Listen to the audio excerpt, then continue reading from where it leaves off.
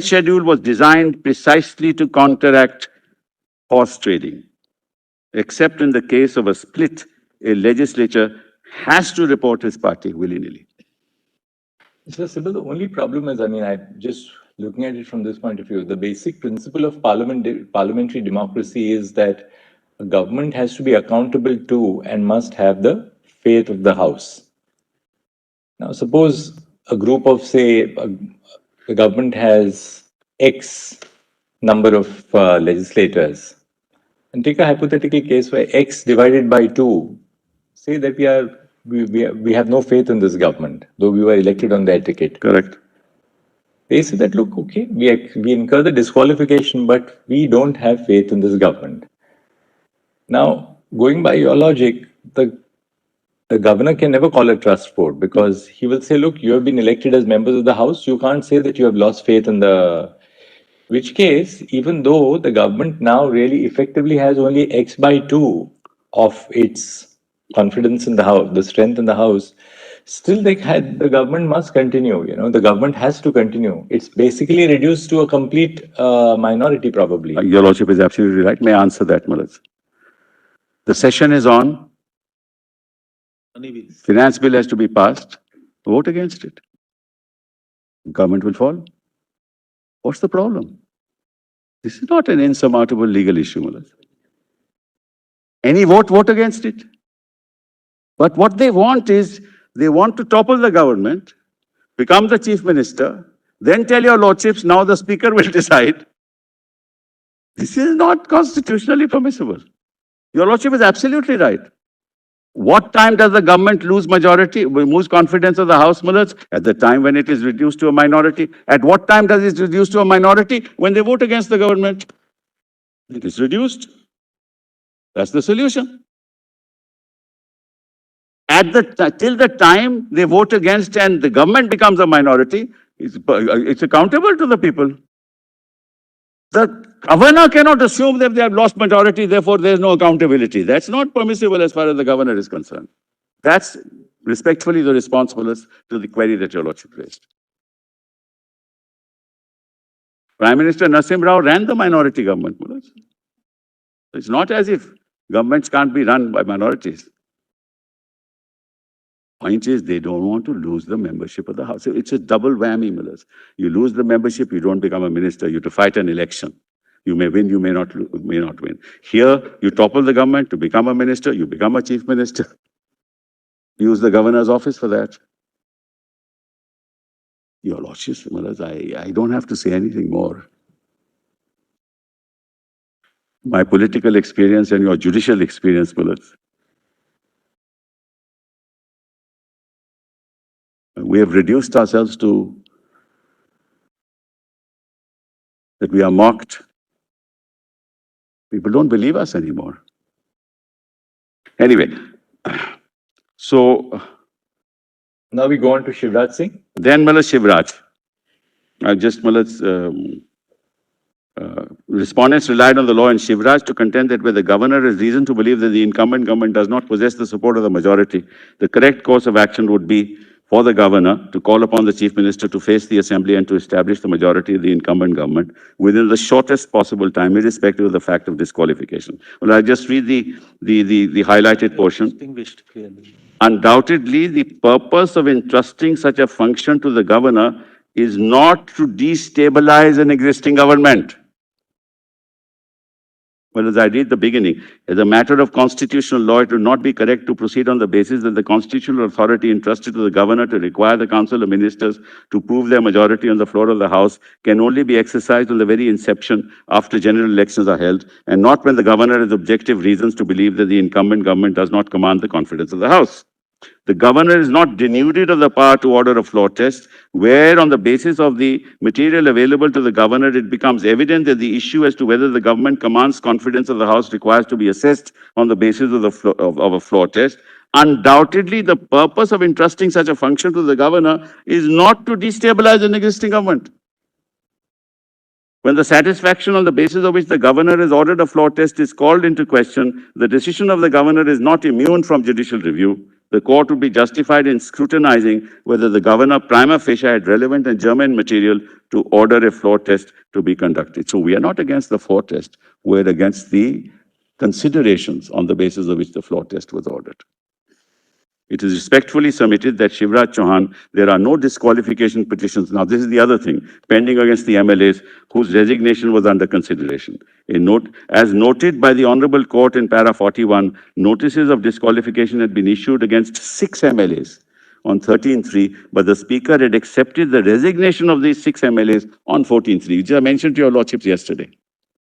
As regards the other 16 who had tendered their resignations, the Speaker had not yet accepted the resignations. When the Governor directed a floor test to be held, the disqualification petitions were not pending against MLAs whose resignations were under consideration when the floor test was held. On the other hand, in the present case, Governor's decision to direct a floor test to be held on 20, knowing full well that the very MLAs of Shiv Sena Legislative Party who the governor had recognized are facing disqualification. Furthermore, this Honorable Court's observation in para 80, the pendency of proceedings before the Speaker cannot be a valid basis to not have the confidence of the House in the government determined by the convening of a floor test, are premised on the constitutional principle that neither the court nor the governor has any right to impinge on the Speaker's power to decide on the issue of disqualification. This court cannot say that you cannot decide or I give 10 more days or 10, 15 days. That's not the power. That's not the function of the court. It is straight law that neither the governor nor for that matter this court has the power to impinge upon the authority of the Speaker to take a decision on the above issues. Well, that's a... Now 5 judges have said that. Therefore, that order on the 27th put us in a situation, where the elected government was toppled. Neither the governor, nor for that matter the court, can entrench upon the power of the Speaker, which is why I pointed out paragraph 6 of the 10th schedule and 180. Because there can't be any hiatus. Speaker's function must continue, and there cannot be any Kitemek order. Then, whereas in the present case, the decision to hold the floor test was taken by the governor on 28/6, by which time this Honorable Court had already interdicted the disqualification proceedings against the respondents on 27/6. The governor, being aware of the pendency of the disqualification petitions and being aware of the fact that this Honorable Court had extended the period of filing a reply on 2012, could not have disturbed the status quo in the Assembly by directing a floor test. Para 82 of this Honorable Court noted, nothing prevents the Speaker from taking a decision either on matters of resignation or of disqualification despite convening the trust vote. Even in Shivraj Chauhan, your Lordship said, because there was no interdiction there. So the court said, in Shivraj Chauhan, the Speaker could easily disqualify. But in this case, what happened? The Speaker could not move. So how does Shivraj Chauhan, an authority for the proposition that a floor test is necessary in these circumstances? The illegality of the governor's decision on 28/6 cannot be remedied by subsequent event or actions.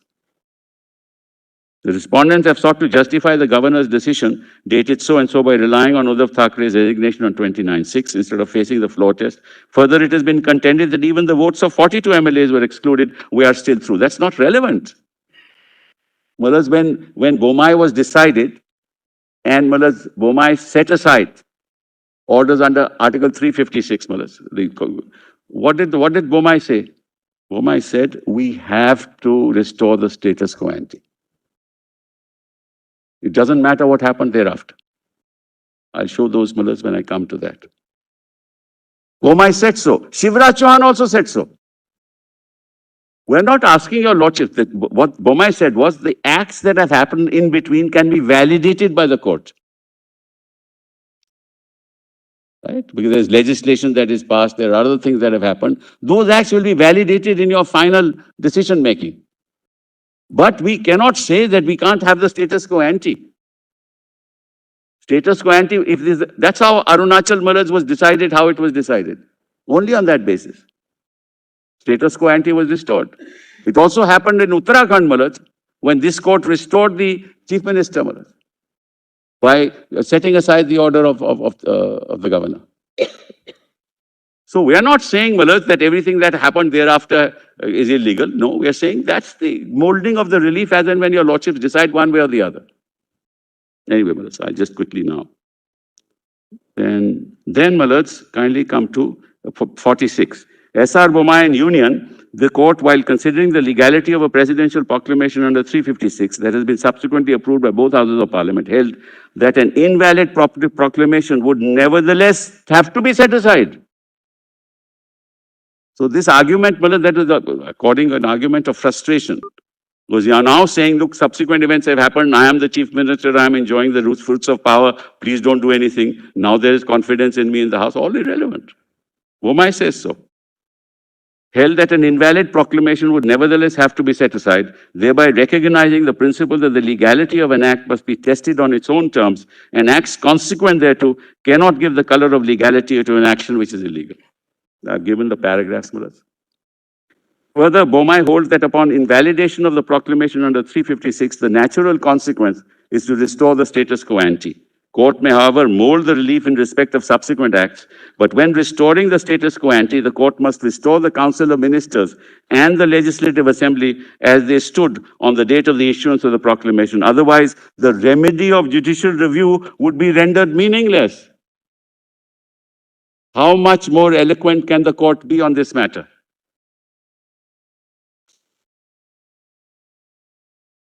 In fact, Bommai goes on to say that holding of fresh elections can also be injuncted on the principle that such a relief is to prevent the frustration of the constitutional remedy. It further goes on to say that the court may be duty-bound to give an interim order of this nature to make effective the constitutional remedy of judicial review and to prevent the emasculation of the constitution. Well, what's the point, Mallards, of now saying these consequential acts have happened, so you have no judicial remedy, even though the act may be illegal? Additionally, Mallards, additionally, it is settled law that the village, let's leave that out, Mallards, So, Mallards, para 52, the legality of the governor's decision has to be determined with reference to the decision itself, not by reference to any subsequent events or facts. There is no constitutional basis for the proposition that the otherwise illegal decisions of the governor can be justified by referring to subsequent events and actions, including the fact that the petitioner participated in the floor test on the 4th of July. Then governor's decision on 30th of June to swear Eknath Shinde. That's the next. It is respectfully submitted that governor does not have the power to invite a leader of a faction of a legislative party acting dehorse the political party. But where does the governor get this power from? Who is he recognizing? Leader of what? The governor can only deal with the legislature party. He can't pick out Eknath Shinde and say, now you become the chief minister. It's like saying that the party is registered with the election commission. The leader is as communicated to the election commission, but I, as governor, will pick up another leader contrary to what is communicated to me. The leader continues to be Mallards. In the instant case, it is undisputed that on the 30th of June, Uddhav Thackeray was the leader of the Shivsena political party. However, the governor extended an invitation to form the government of Shinde, whose only claim as on 30th June was that he is the leader of the majority faction of the Shivsena legislature party. The governor, as on 30th of June, did not and could not have recognized Mr. Shinde as the leader of the Shivsena political party. As submitted above, a parliamentary democracy only recognizes alliances between political parties and not an alliance between a political party and a faction of the legislature. I've already said that. As submitted above, therefore, the governor's action of inviting Shinde Mallards to form a government illegitimately recognized an alliance between a faction and Shivsena legislative party and the BJP, which is constitutionally impermissible. The governor's decision is liable to be set aside on this basis. Further, the respondents have failed to deal with the petitioner's reliance on 164(1)(b). Mallards, let's leave that out for the moment. Let's leave out the other things. Then, Mallards, they relied upon Kuldeep Bishnoi. What I have now done is, Mallards, I've given no lordships, para 62, what Kuldeep Bishnoi held and how it's wholly irrelevant, Mallards. So that I don't have to, Mallards, unnecessarily take your lordships. I put it out in the note itself. And then Shivraj Chauhan.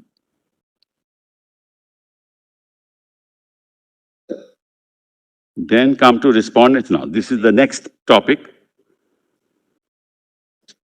Next topic is, Maharaj, page 20. Item C, respondents based on undisputed facts on record have incurred disqualification under 2(1)(a).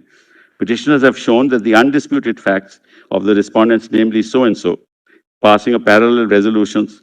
Maharaj, I will let Dr. Singhvi actually deal with this because originally also he had dealt with it. So let's sort of... Then, Maharaj, C1, repeated, now respondents contend that now repeatedly saying that there's been a split and you have not merged is of no consequence because there is no one, this is no one's case. I have never argued that I have split from the political party. I'm just quoting, Maharaj, from the transcript, how useful this transcript is, Maharaj.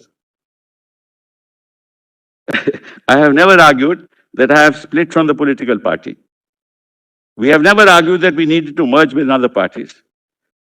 Those were defenses under the 10th schedule. Our consistent and continuous argument has been that we are within the Shivsena, represent the rival faction. Now he's accepting it.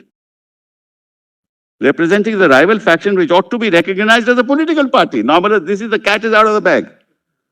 Now he is saying outside the constitution, outside the principles of constitutional law, a faction in the legislative party should be recognized as a political party.